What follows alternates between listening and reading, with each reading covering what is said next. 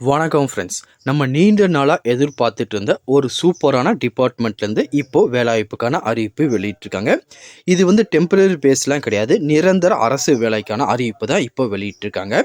இதுக்கான பேசிக் சேலரின்னு எடுத்துக்கிட்டிங்கன்னா 20,000 பர் மந்த்லேருந்து உங்களுக்கு கிடைக்கும். ப்ளஸ் பார்த்தீங்கன்னா எல்லா விதமான அலவன்ஸோடு உங்களுக்கு இருக்கும். மேலும் இந்த வேலைவாய்ப்புக்கு அடுத்த மாதம் 2ஆம் தேதி வரையும் நீங்கள் விண்ணப்பிச்சுக்கலாம். இந்த வேலைவாய்ப்புக்கான குவாலிஃபிகேஷன் எடுத்துட்டிங்கன்னா மினிமம் நீங்கள் 10th பாஸ் ஆயிருந்தாலே போதுமானது. இதுக்கு நீங்கள் விண்ணப்பிச்சுக்கலாம். அதுக்கு மேலே நீங்கள் +2 டிகிரி டிப்ளமோ சொல்லி என்ன விதமான கேட்டகரியில் படித்து முடிச்சிருந்தாலும் சரி எல்லாருமே இந்த வேலைவாய்ப்புக்கு விண்ணப்பிச்சுக்கலாம்.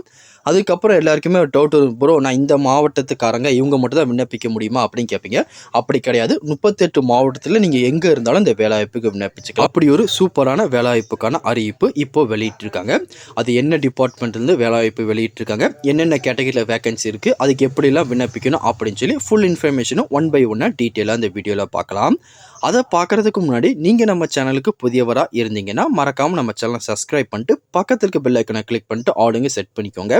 அப்போ தான் நம்ம போடுற வீடியோ எல்லாமே உங்களுக்கு உடனே கிடைக்கும். இப்போ வாங்க ஃப்ரெண்ட்ஸ் வீடியோக்குள்ளே போகலாம். இதுதான் அந்த வேலைவாய்ப்புக்கான அஃபிஷியல் நோட்டிஃபிகேஷன். முதல்ல பார்த்தீங்கன்னா குக்கு கொடுத்துருக்காங்க, அதுக்கப்புறம் சிவிலியன் கேன்டீன் இன்ஸ்டேட்டை கொடுத்துருக்காங்க, எம்டிஎஸ் கொடுத்துருக்காங்க, டாட்ஸ்மேன் மேன் கொடுத்துருக்காங்க, வெஹிக்கிள் மெக்கானிக் கொடுத்துருக்காங்க, அப்புறம் சிவிலியன் மோட்டார் டிரைவர், அதுக்கப்புறம் க்ளீனர்னு சொல்லி பல விதமான கேட்டகரியில் வேகன்சி கொடுத்துருக்காங்க.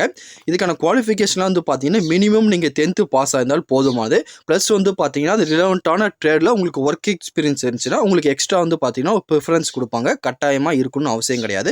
ஜஸ்ட் பார்த்தீங்கன்னா நீங்கள் 10th முடிச்சு அந்த குவாலிஃபிகேஷனுக்கான பேசிக் நாலேஜ் இருந்தாலும் உங்களுக்கு போதுமானது. இதுக்கு எல்லாமே நீங்கள் விண்ணப்பிச்சுக்கலாம். அதுக்கப்புறம் இந்த வேலைவாய்ப்புக்கு நீங்கள் ஆஃப்லைன் அப்ளிகேஷன் தான் அனுப்புகிற மாதிரி இருக்கும். அவங்க அப்ளிகேஷன் ஃபார்ம் ஆஃபிஷியலாக கொடுத்துருக்காங்க. அதை டவுன்லோட் பண்ணி உங்கள் பேசிக் டீட்டெயிலாம் ஃபில் பண்ணிங்க.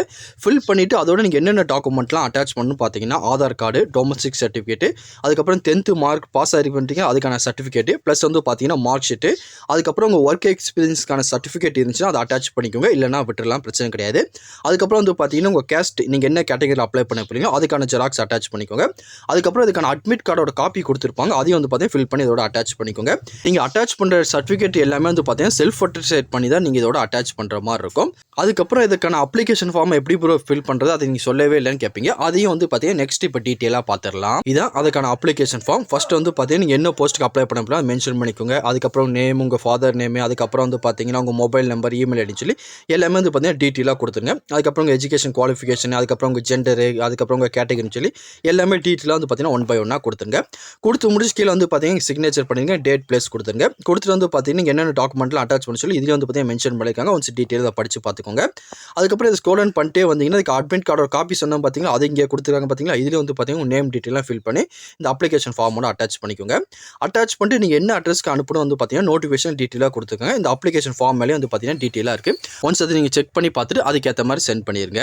வேறு எதாவது இதை பற்றி உங்களுக்கு டவுட் இருந்தாலும் கீழே கமெண்ட் செக்ஷனில் தெரிவிங்க, கண்டிப்பாக உங்களுக்கு நான் கிளியர் பண்ணி தரேன்.